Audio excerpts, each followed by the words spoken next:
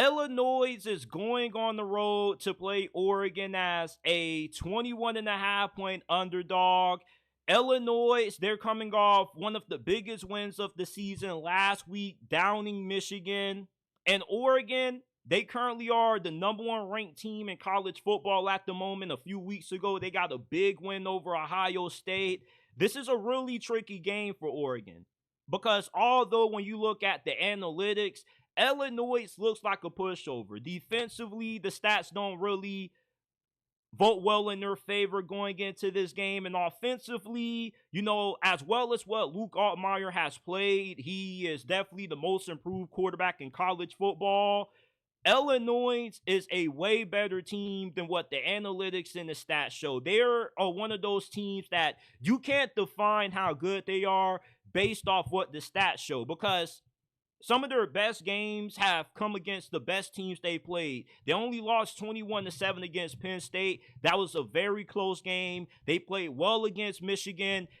Brent Bielema, he's no stranger to coaching in these kinds of games, going on the road, playing in these types of environments. He had a lot of success at Wisconsin with Russell Wilson. This is somebody that knows this conference very well, and he knows what it takes to win a game like this. And Illinois, this is a team that they're really good up front. They got a really good defensive line, really good offensive line. It really comes down to if they have the talent in the secondary defensively to limit the amount of explosive plays that Oregon is able to generate, because Evan Stewart, he's been a really big play threat for them in that offense. You got Tess Johnson, who also is a really good wideout. They got really good running backs as well. It's pretty much pick your poison with how you want to defend Oregon's offense. It also doesn't do Illinois any favors that Dylan Gabriel is once again playing at a Heisman level. He's not a Heisman front runner like a Ashton Genty or a Travis Hunter, but he definitely is top 5 in that conversation. He probably would be a finalist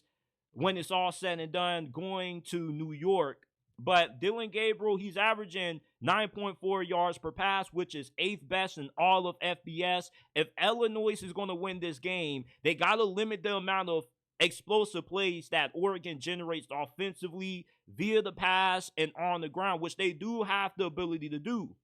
And I'm not concerned about Illinois' defense in this game. I'm pretty confident that they can do enough to give their offense a chance. The problem is, how much offense are we going to see out of Illinois in this matchup?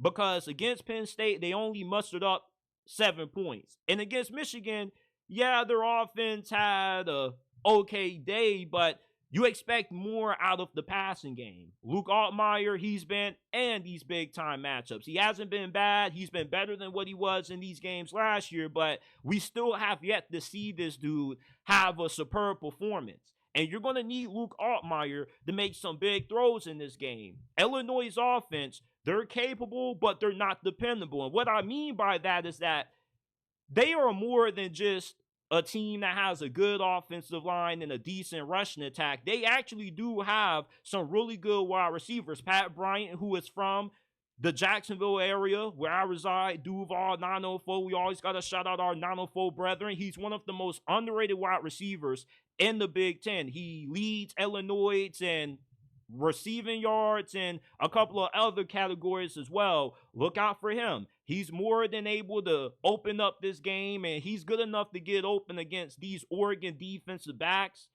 And Illinois, you also have an offense that, while they're not explosive, they take care of the football.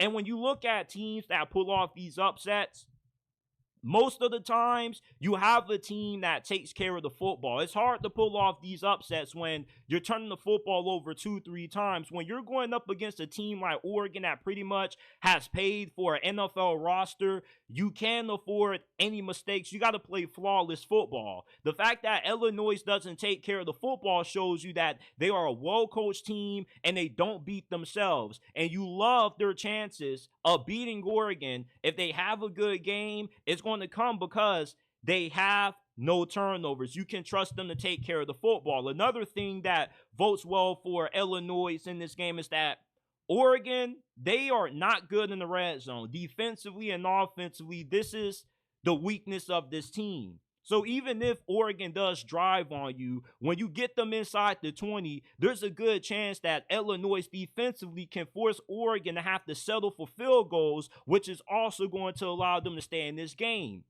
How Illinois is going to be able to score points offensively is going to come down to them being able to win the field position battle. Their defense has to find ways to stop Oregon's offense, and they got to be able to make some big plays on special teams. The thing that people overlook about special teams is that there's hidden yardage on that area of the game. If you can, get a few big punt returns to give your offense favorable field position to score, it helps you out a lot. That's what Illinois is going to lean on in this game. And Oregon, defensively, they have a massive advantage with how good their secondary is. Luke Altmaier has not played against a defense this good. Maybe Michigan, you can make the argument that their defense is just as good as Oregon, but I really don't think that Michigan has as much talent on the back end of their secondary as what Oregon has. Oregon is 19th in America in passing yards per game allowed. They are allowing 176.8 passing yards per game.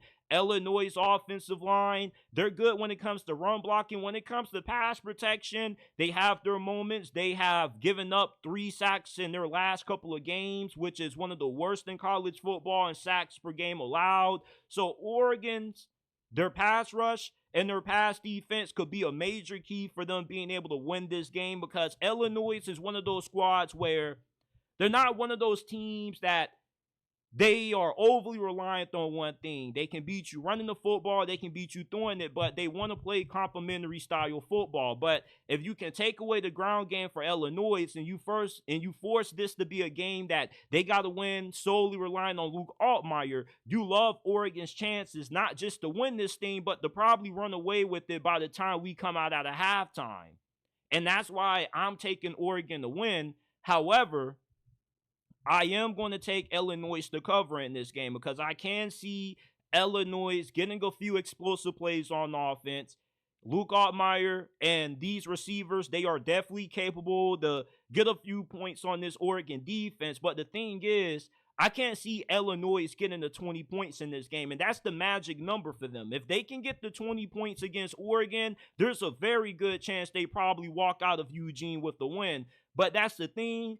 I can't really depend on them that much to sustain enough offense to put 20 points on the board. With Oregon, even though they're going to get past 20, I don't think it's going to be easy. I do expect this to be a tightly contested game because Illinois has more than shown that when they go into these kinds of games, they don't play the same as what they do when they're playing non-ranked teams. This ain't the same Illinois team that you saw against Nebraska. This is a different Illinois team. When they get into these big-time games, they play their best football, which is why I think defensively, with how well Illinois played against Penn State and Michigan, that they can be able to slow down Oregon's offense enough to give them enough chances to get hot offensively. But eventually, Oregon's offense is going to end up pulling away because Illinois just doesn't have the kind of firepower offensively to put 20 on a defense that has this amount of talent,